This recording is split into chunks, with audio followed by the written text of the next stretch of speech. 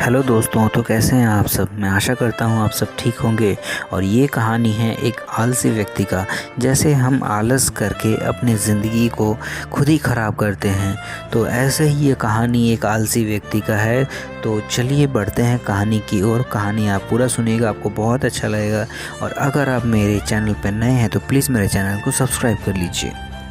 एक व्यापारी व्यापार करने के लिए एक शहर से दूसरे शहर जाता था। बीच में रेगिस्तान का कुछ इलाका पड़ता था।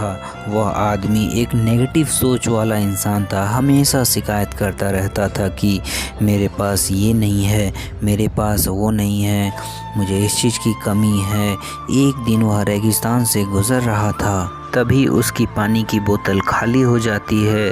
उसे बहुत ज़ोर से प्यास लगती है, लेकिन रेगिस्तान में पानी न मिलने की वजह से उसे बहुत गुस्सा आता है और बोलता है कि कितना ख़राब जगह है, ना कोई पेड़ ना कोई पानी, रास्ता भी लंबा है, रेगिस्तान पार करना पड़ता है। तभी आसमान की तरफ देख करके कहता है कि भगवान, ये कैसा जगह बना दी है आपने। अगर मेरे पास बहुत सारा पानी होता, बहुत सारे संसाधन होते, तो इस जगह पर हरियाली कर देता, बहुत सारा पेड़ लगा देता। वह आदमी ऊपर देखकर ये सब बातें कह रहा होता है और ऐसा लग रहा था कि जैसे ऊपर वाले से जवाब की प्रतीक्षा कर रहा हो कि भगवान कुछ कह दे। अब चमत्कार ये हुआ कि वह जैसे ही नीचे देखा, उसे अपने आँखों के सामने एक कुआं दिखाई दिया।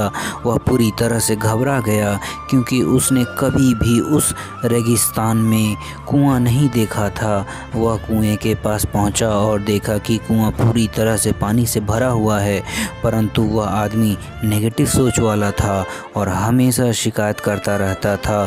और फिर से आसमान की तरफ देखते हुए बोला, भगवान, पानी से भरा कुआं तो दे दिया, लेकिन पानी निकालूंगा कैसे।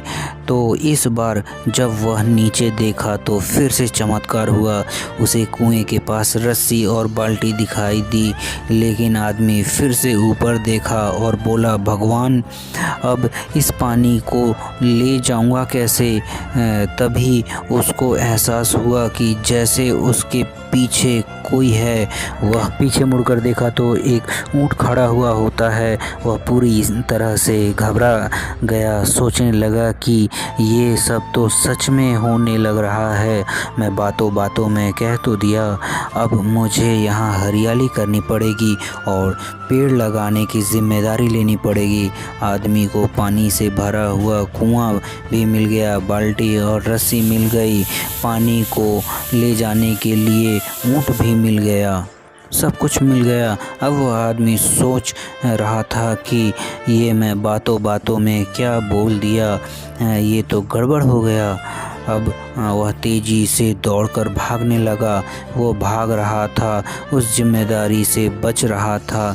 तभी एक कागज़ उड़ते हुए आया और उसके शरीर से चिपक गया। उसने जब उस कागज़ को देखा तो उस पर लिखा हुआ था कि मैंने तुम्हें पानी दिया, कुआं दिया, रस्सी और बाल्टी दिया, पानी ले जाने के लिए साधन दिया, फिर भी क्यों बचकर भाग रहे हो। उस आदमी को लगा कि मेरे साथ पता नहीं क्या हो रहा है। वह दौड़ते दौड़ते रेगिस्तान को पार कर लिया, लेकिन उस रेगिस्तान को हरा भरा नहीं बनाया। यह कहानी हमें सिखाती है कि हम में से बहुत सारे लोग ये कहते हैं कि हम जो कुछ भी कर रहे हैं 100% जिम्मेदारी हमारी है कि उस काम को बिना किसी शिकायत के पूरा करें। तो दूसरों पर दोष देना, उनकी गलतियां बताना बंद कीजिए, अपनी गलतियों को सुधारना शुरू कीजिए। तो दोस्तों, इस कहानी से हमें ये सीखने को मिलती है कि हम बिना किसी दूसरों पे दोष लगाए हम अपने काम को पूरा कर सकते हैं और अपनी ज़िंदगी में आगे बढ़ सकते हैं।